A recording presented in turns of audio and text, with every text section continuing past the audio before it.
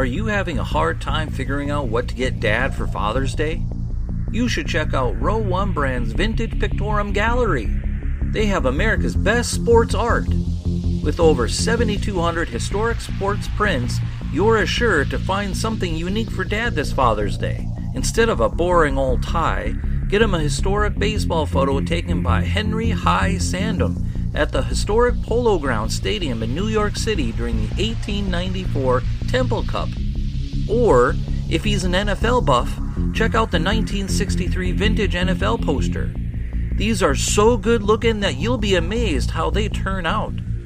Shop now at sportshistorynetwork.com/row1 and save 15% off your order. It's a bonus podcast day here on the Pigskin Dispatch, as Joe Ziemba will join me to pick the NFL's greatest players that wore the number 18 jersey, and we'll have a top 10 coming up for you in just a moment. This is the Pigskin Daily History Dispatch, a podcast that covers the anniversaries of American football events throughout history on a day-to-day basis. This is your host, Darren Hayes, and we're podcasting from the Pigpen in Western Pennsylvania to bring you the memories of the gridiron, one day at a time. So with Mike and Gene Monroe, as well as Jason Neff supplying us with the tunes, let's go no huddle through today's football history headlines. This podcast is part of the Sports History Network, your headquarters for the yesteryear of your favorite sport. You can learn more at sportshistorynetwork.com. Hello, my football friends. This is Darren Hayes of PigskinDispatch.com, and you have another great bonus edition of the Pigskin Dispatch podcast with the Football by Number series. And tonight we're going to discuss the greatest NFL players to wear the number 18 that was selected with our expert help of football historian and author and podcast host, Joe Ziemba. Joe Ziemba, welcome back to the Pigpen. Darren, always a pleasure to be here. Some of the topics you bring up are so outstanding, and it's also great that we're looking at some of these players who wore the great number, whether it be for 1 year or for a decade. So we'll take a look at some of those today and maybe encounter a few surprises along the way. Well, that's what we're here to do, to preserve that football history and let our listeners enjoy it with us, because it's quite a ride, and it is a really good time, and I enjoy having you here, and I'm glad you could join us again. Thank you. I guess where we always start is we start with what the Pro Football Hall of Fame tells us, and they share that there are 7 Hall of Fame players that the Hall of Fame says wore the number 18 at some point during their NFL careers. Now, I'm just going to read their names off briefly here, and we'll get into more discussion on them in a little bit. But we have Peyton Manning, Charlie Joyner, Randy Moss, Emmett Thomas, Len Dawson, Pete Fats Henry, and Walt Kiesling. Some big names on that list. There are. Maybe we can start out with the last name you mentioned, Walt Kiesling. Sure. I've got a trivia question for you. All right. We like these. Maybe I'll give you the answer first, then you can give me the question. Oh, little Alex Trebek on us here. So the answer is Johnny Unitas. Ah, and it has something to do with Kiesling, huh? Yeah, in fact, Walt, when he was a coach, cut Johnny Unitas. He didn't think he was good enough to play back in 1955. Oh, God, as a Steeler fan, I'm very embarrassed I didn't answer that. Of course, as a Steeler fan, you might know that Walt was also the only person who ever coached the Steelers on 3 different occasions throughout his career. Oh, I did not know that. He spent 36 years in the NFL, both as a player and a coach, and before getting elected to the Hall of Fame in 1966. But he was kind of an enjoyable guy. I, of course, liked him because he played for the Chicago Cardinals way back when. But he started out with a team called the Duluth Eskimos, which played all their games on the road. No one wanted to go to Duluth in the late fall and early winter, I guess, for some reason. Well, with a name like the Eskimos, I don't know if I blame them. It sounds a little chilly. It would be cold up there. But yeah, he was an all-pro player for 3 or 4 years, played for the Packers 36 championship team. But he also had a great record as a coach. I shouldn't say great record. He had the misfortune to be named as the coach when the Pittsburgh Steelers had to join with the Eagles and then the Cardinals in the 40s during the war. And so he had some really bad teams that brought down his career record. But the fact that he spent almost 4 decades active in the NFL starting as a player with the Duluth Eskimos and continuing on as a coach, shows the longevity of Walt before he was elected to the Pro Football Hall of Fame. Okay. So that must be, so he was the head coach of both the Cardinals, Pittsburgh combination one year and the Pittsburgh Philadelphia Eagles combination, and then the Steelers. Is that his 3 times of being a Steelers correct. coach? Okay. All right. Now it makes sense. Okay. And he was coach of the Steelers before the combination teams and then went back to the Steelers after the combination teams. So that poor guy really had to go through it. I guess so. They must have really liked him. He did, yes. Or maybe they couldn't get anybody else. Who knows? I guess part of his problem with Johnny Unitas was Walt liked to run the ball, and these quarterbacks like to throw the ball for some reason, and he just couldn't see it. So I think that might have led to his downfall as a coach eventually in the NFL. I think you might be right. There was also a quarterback in place. There was a pretty good Mr. Marchabroda was there. That's right. Yes. And I think Len Dawson might have been on that roster at one point. I'm not sure if he was the same time as Mr. Unitas, but I think there was quite a quarterback room that the Steelers let go and kept Marchabroda. Yeah, it was, yeah.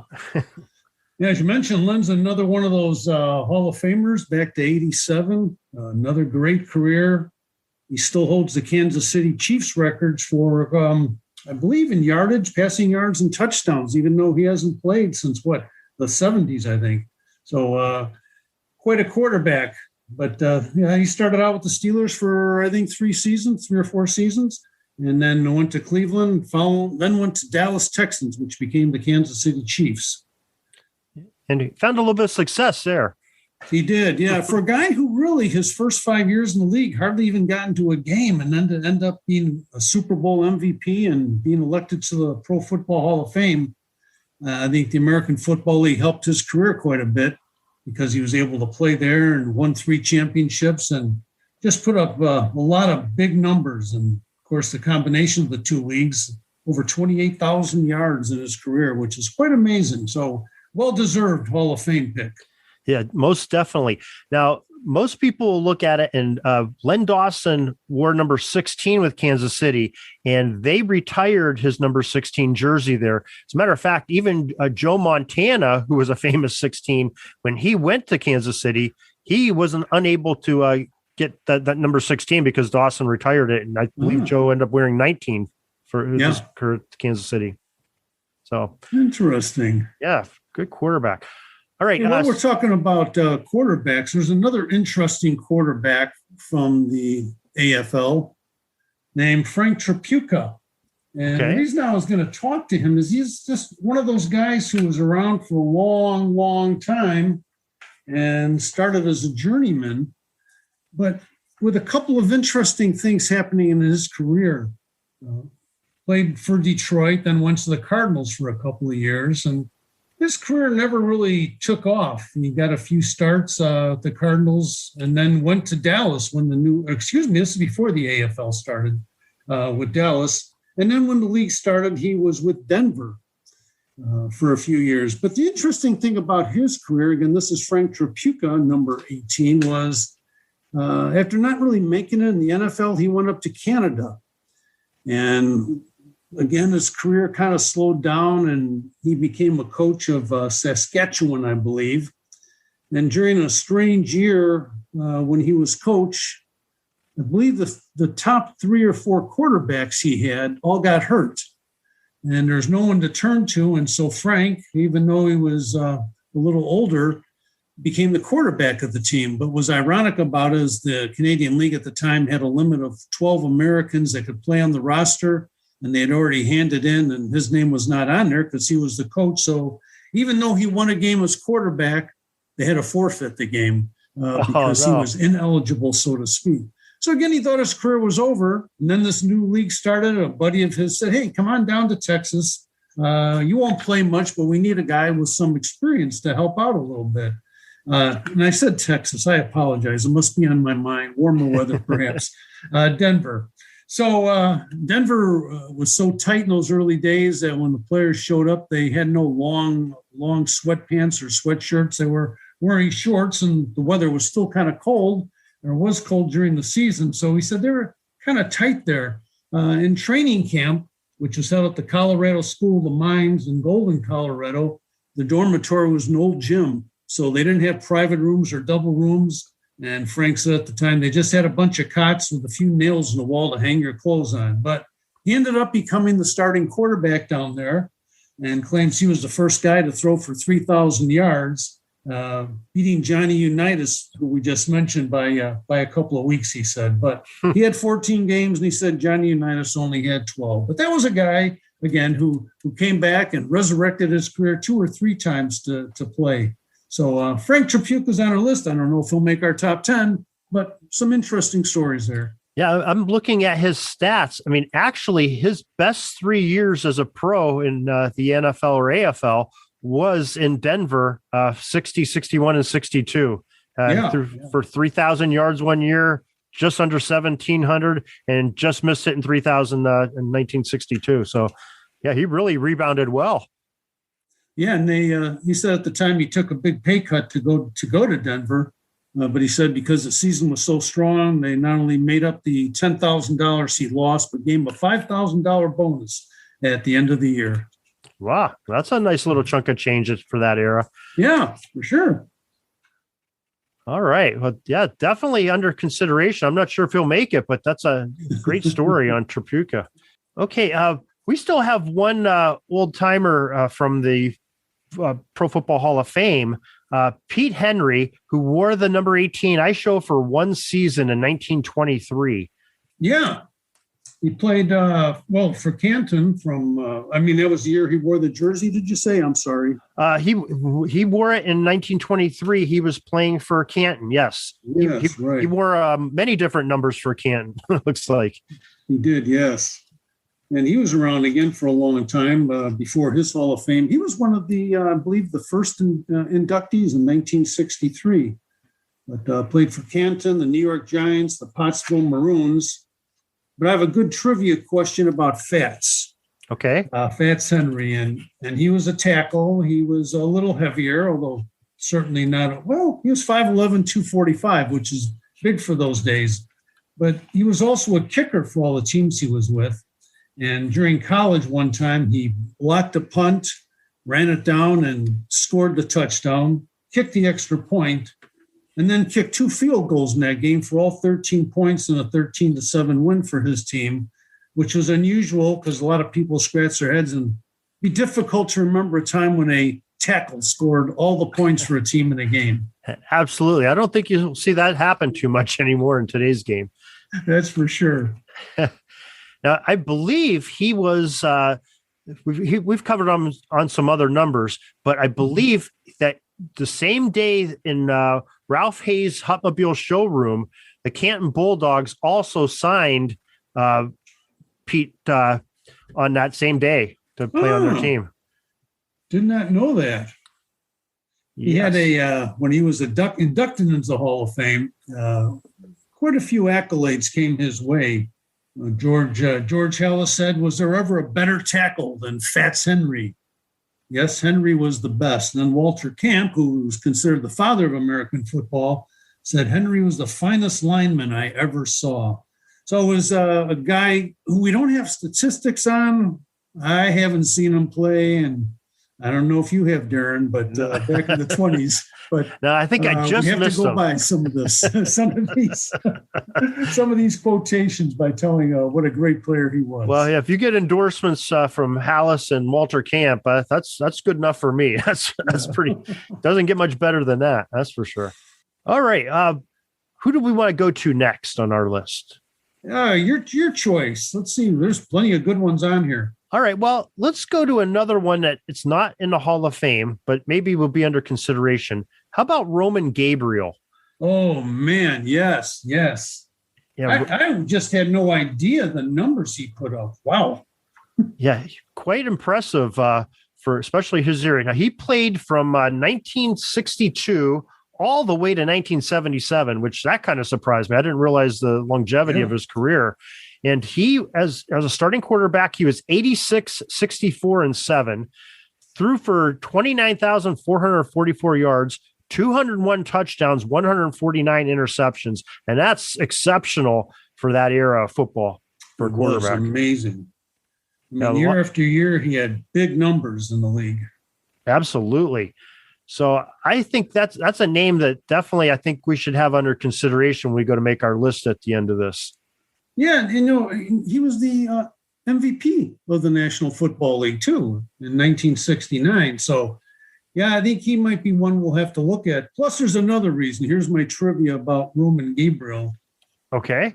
To my research, which doesn't go back too far, maybe to this morning, he's the only guy that I've been able to find that was in a movie with John Wayne.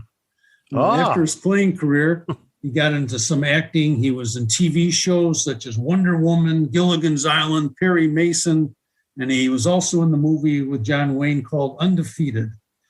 Well, he is in the College Pro Football Hall of Fame, so I think, College Pro Football Hall. What a knucklehead. College Hall of Fame, Football Hall of Fame. We knew what you were saying. We knew. Thank you for bearing with me. So who knows? Maybe someday he'll get the call for the Pro Football Hall of Fame as well. But yeah, I think he might be one we should consider for our top players that wore the number 18. Most definitely. Well, I guess we got to sort of get to the obvious choice who probably is going to be number one on our list, and that's got to be Peyton Manning. Yes. Peyton Manning just has the resume of, it's maybe Tom Brady's the only one that has a bigger resume than his right now, but he's in the Hall of Fame, 14-time Pro Bowl, 14 times in the Pro Bowl, 7 times as an All-Pro, 5-time league MVP. It's just amazing, the numbers that he put up for his career. Yeah, 5 times MVP of the league and comeback player of the year too. We sometimes forget that what he went through when he departed Indianapolis, and that was a major neck injury too. Yeah, you didn't think he'd be playing again. So, of course, maybe my kids know him more as a TV star now than we know him as a football player. I think he'd have to be at the top of our list today. Yeah, I think he's probably our solid number one for that list. I don't think we're going to find anybody with a better resume than him. So I'm going to lock him at number one right now. All right. Just some of Peyton's numbers out there. His quarterback, as a starting record as a quarterback, 186 and 79. He threw for just under 72,000 yards, 539 touchdowns, 251 interceptions. That's a great career right there. It is rather astounding. Yes, it is. But he had some good upbringing, though, with his father being Archie Manning. Yeah, you'd think maybe it was in the blood. We don't know, but I guess it is. And, of course, brother Eli. And there's a new Manning coming up through the ranks now. I see Arch Manning is getting heavily recruited at his high school. To all the Division I schools want him. Yeah, and it's kind of amazing that even as a high school, I think he was a sophomore last year, that one of his games, at least that I saw, he was on national TV, which is pretty impressive. Yeah, got a great bloodline there. That's for sure.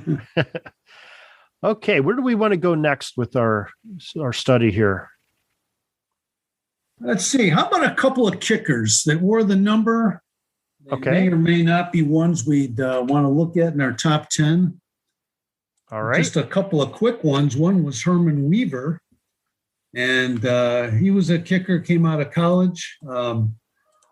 He was named the NFC Punter of the Year in 75, and then Sporting News once called him one of the top 20 punters of all time. So he kicked for the Lions for, I think he was 11 years in the league.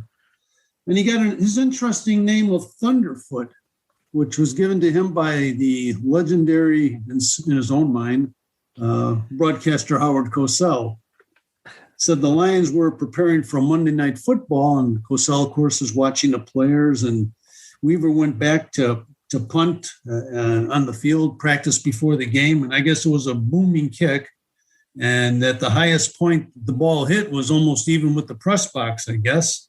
And the next night on Monday Night Football, when Cosell saw him come out, he called him Thunderfoot, because when he kicked it high and it hit almost the press box, a blast of thunder went across the sky.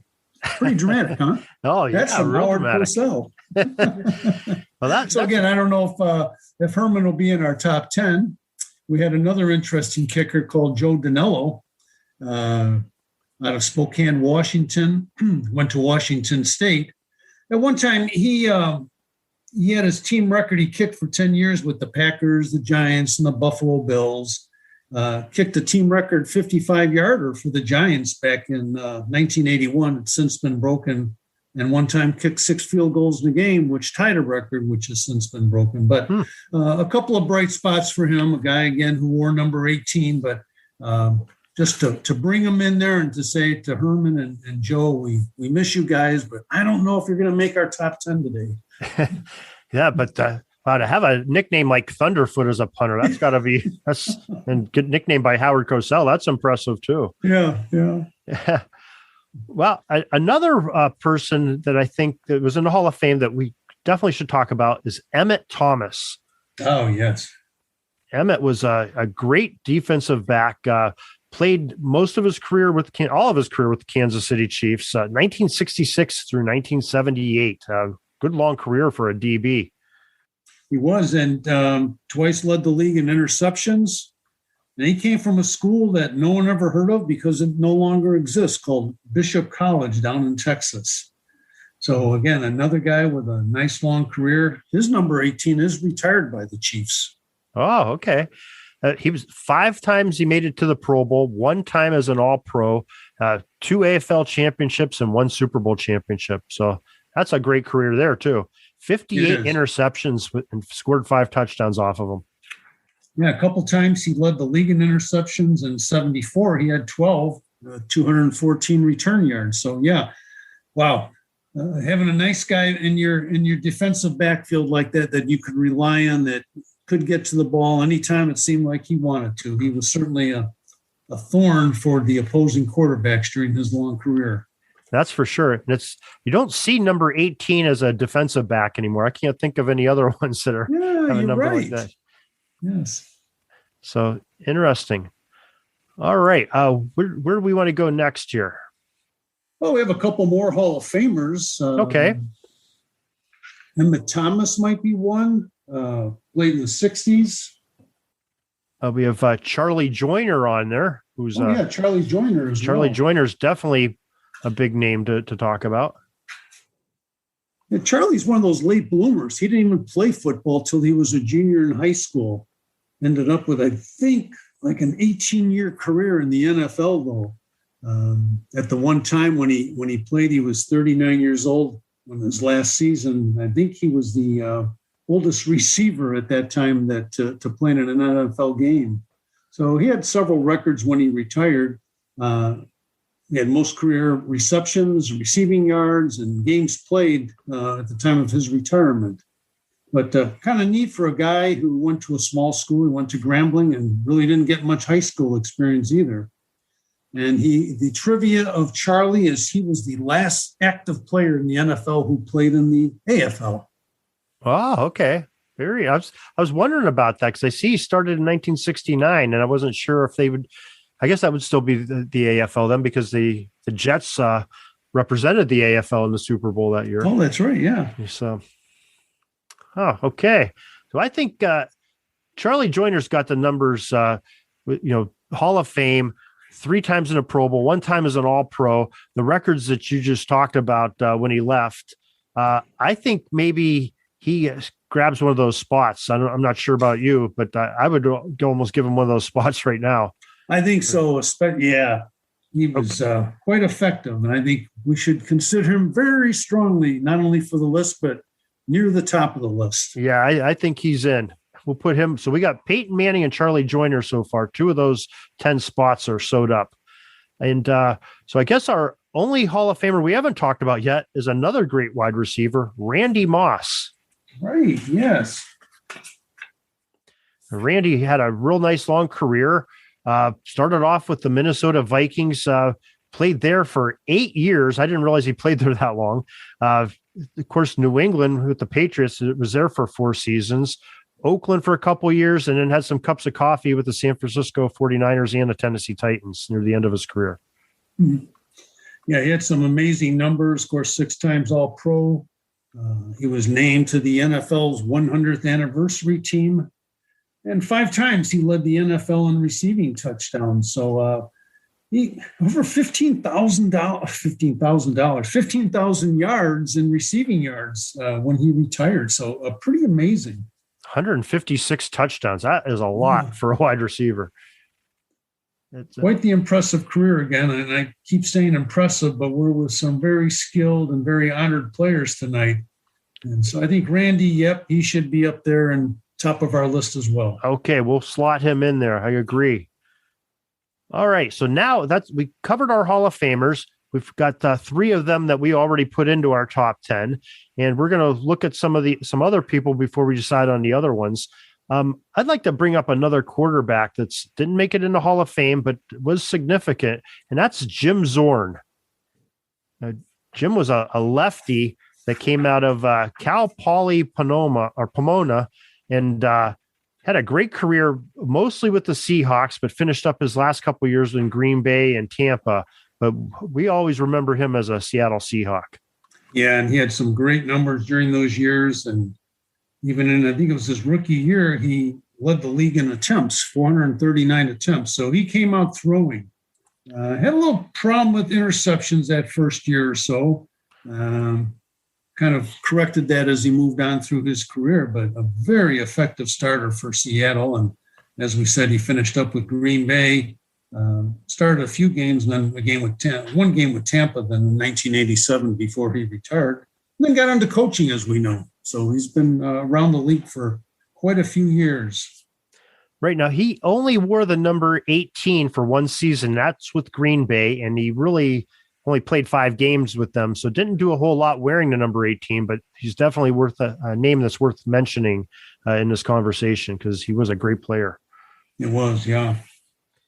We have a couple other quarterbacks, I think, that we could talk about. Again, not in the Hall of Fame, but Elvis Grbac. Oh, yes. A great name. He was a backup when he started his career with San Francisco, then came into his own mostly with Kansas City, I believe.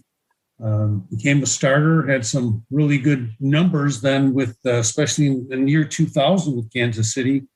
547 attempts, 326 completions for over 4,000 yards. So in that one year, he had about a quarter of his total career yardage.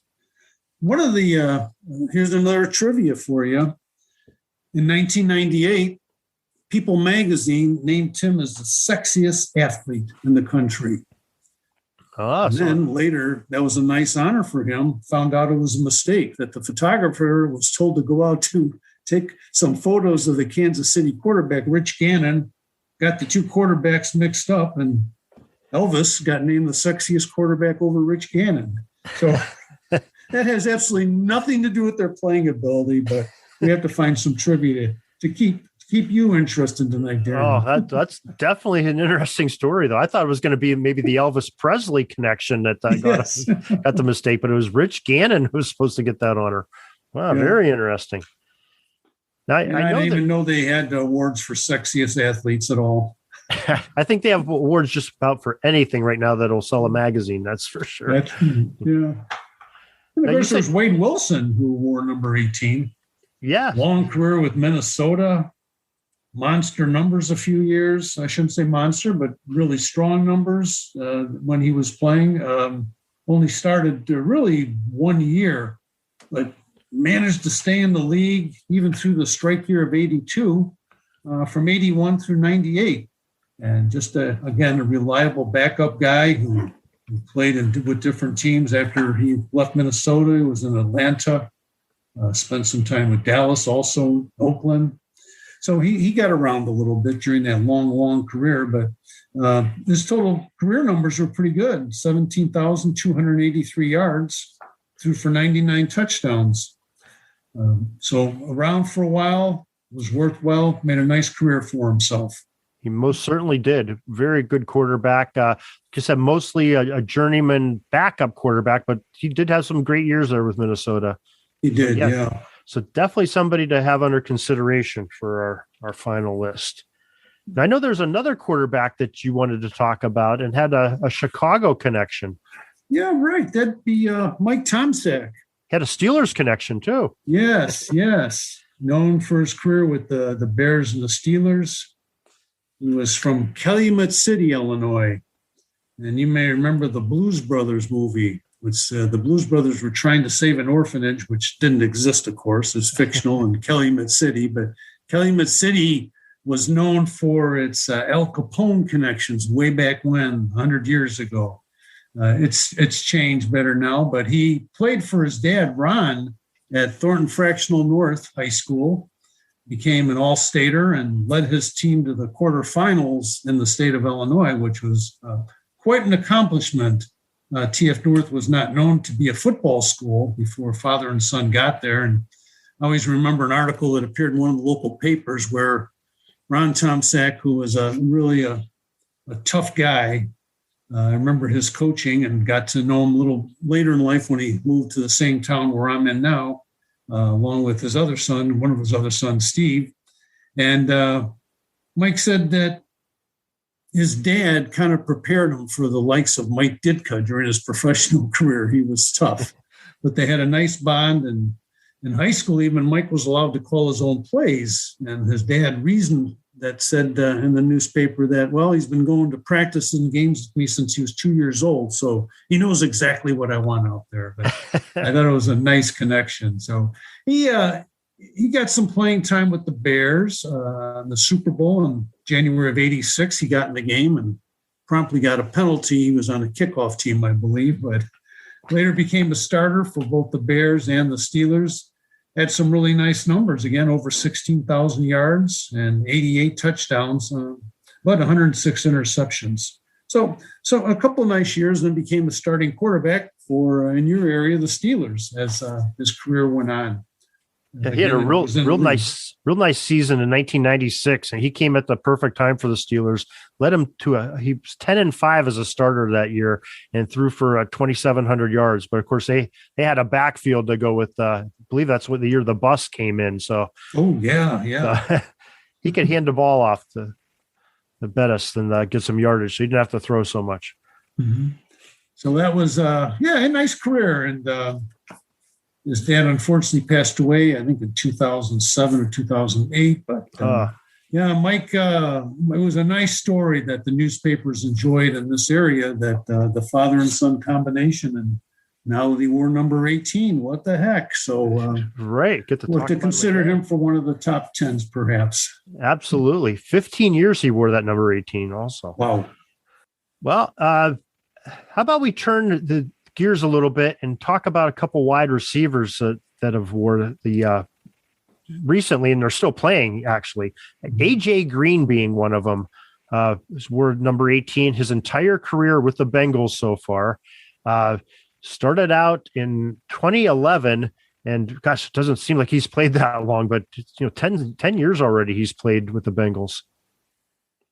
Yeah, and wore number 18 for those 10 years too. So that's important for us tonight. That's for sure. He's been in the Pro Bowl 7 times, had 65 touchdown catches, and has caught 649 receptions. And the Bengals weren't always a good team while he was there too. So sometimes he was a major part of their offense through some of his career. Injuries sort of bit him the last few years, though. Yes. Sort of derailed his career just a bit. But great ball player there, somebody that can be under consideration. Another receiver still playing is Randall Cobb, who started off with the Green Bay Packers and since has gone to I believe Dallas and Houston after that. He's had a real nice career, caught 47 touchdowns, 563 receptions. Another very solid wide receiver in the league.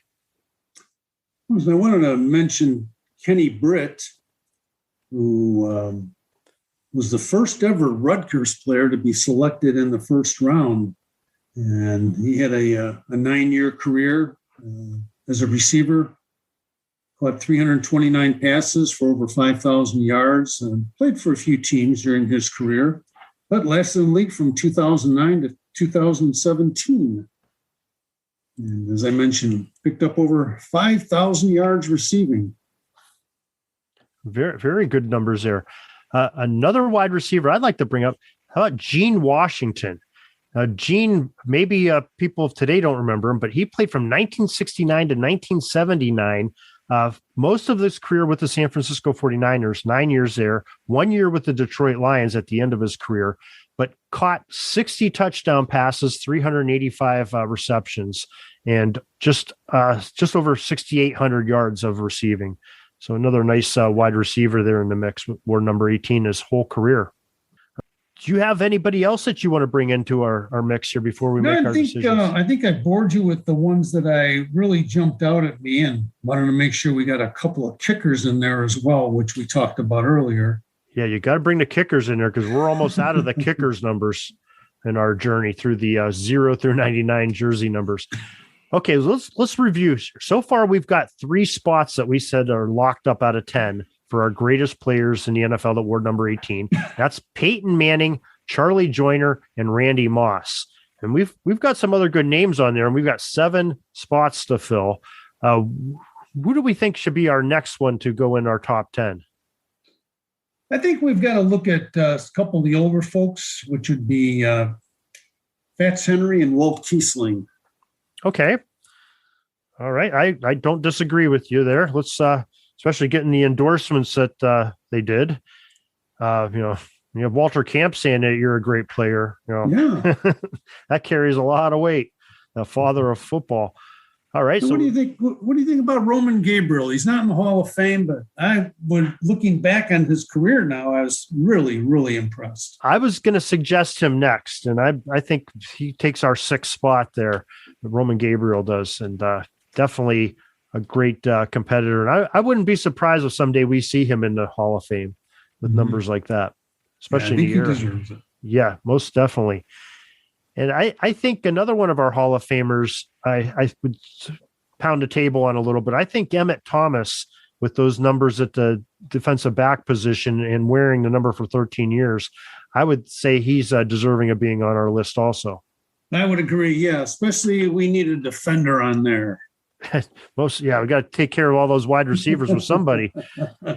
So that's 7 of our spots. We have 3 more to fill. And let's see, we have only 1 Hall of Famer left, but that's Len Dawson. It only wore it for 2 seasons. But still, maybe we would consider him. Yeah. See, somebody's, I'd like to see one of those wide receivers we just talked about. And I'm leaning towards AJ Green a little bit because I think he was definitely had some significant years in him and still might have some more left. Mm-hmm. And so I'm leaning towards him a little bit for one of those spots. Yeah. I would think so. I was thinking between him and Jim Zorn. Zorn had 8 years really that were really, really strong years. Would that be enough to qualify him though? And only 1 year wearing that jersey number, though. Yeah, that's what holds them back in our special poll tonight. Right. So, okay, I think so. We're in agreement. AJ Green goes in as our 9th selection. So yes. We have 1 more, and if we had that timpani drum roll, we could be playing that. Oh boy, hard to ignore Len Dawson. Yeah, I think you got to go back to Len Dawson. We're the number for 2 years, but geez, he was a great player. All right, I agree with you. We'll go with Len Dawson on there. So we'll put all 7 of our Hall of Famers in. And just to review, that's Peyton Manning, Charlie Joyner, Emmett Thomas, Randy Moss, Len Dawson, Pete Henry, and Walt Kiesling. And then we added on some people that are not in the Hall of Fame yet. Roman Gabriel, AJ Green, and maybe I'm missing one here. I think we have 1 more to go. Oh, maybe we do have 1 more. Okay. Yeah. I like Frank Tripucka. He wasn't a big star, but his story is so cool. Well, we can't do that just because I favor his story. Well, here's a name that I've failed to mention. And how about Jeremy Maclin? Yeah. Jeremy wore the number 18 for a majority of his career. Played with the Philadelphia Eagles, Kansas City Chiefs, and the Baltimore Ravens. So in his 8 years, he wore the number 18, 6 of those years. Had a nice career, 49 touchdowns, 514 receptions. But yeah, you know what? Maybe that's not good enough because there's some receivers that I think Cobb has more than him, better numbers than Macklin does. Yeah. Cobb wore the jersey for 10 years. Yeah. Yeah. I think Cobb maybe is our man to come in on the last spot. Yeah. If they're equal, we got to go with who wore the jersey longest. That's for sure. All right. We'll give it to Cobb. Will be our final selection in our top 10 greatest number 18s in NFL history. Boy, Joe, that was fun. That was some great trivia you had again and some great stories. And wow, that's some good stuff. Now, what do you have coming up on your When Football Was Football podcast? Do you have anything interesting coming up in the next week or so? Yeah, we hope so. The week that this podcast will air, we're also launching one on the Green Bay Packers. And so you may ask, why the Green Bay Packers for someone who prefers Chicago sports? Well, we're going to go back to 1921, and that's when the Packers first visited Chicago. And I'm kind of treating it as a cultural thing of David versus Goliath. We had the Packers in the NFL with a population then of around 21,000, I think. And Chicago's population is pretty much the same as it is today, 2.7 million. And so the folks in Green Bay went all out. They not only arranged for special trains, a marching band of lumberjacks, but they had a unique telegraph system. Talk about high tech. Well, wait a second. A marching band of lumberjacks. What did they play their saws? Yeah, they dressed in corduroy, and they had lumberjack hats. This is the description from the newspaper. And they could play anything from classical to popular music, the newspaper said. So they were the lumberjack band that accompanied the Green Bay Packers when they made their first trip to Chicago. That had to be a sight to see for that parade. Yeah. And there's rumor that some of the fans drank a little bit on their way to town. Paraded through the streets. That's just a rumor, though. Yeah, I think that's just an ugly rumor. Well, that sounds like a great episode. I can't wait to listen to that one when it comes out. Do you have anything you're cooking up for the future that you're thinking about doing? No, we're going to have an episode coming up in about a month on the career of Ollie Matson. And I think we've chatted before about Ollie getting traded for 9 players in 1959. But when you dig down deep, that trade didn't work out so well for Ollie personally. And so we talk a little bit about that. And as we get closer to the draft, we're going to do a program on the very first draft. I'm sure a lot of people will be doing that, but the very first draft choice from the University of Chicago never played pro football. He did play pro football, but not in the NFL. So it's another interesting story we decided to dig into a little bit. So that'll be coming up as well in the near future.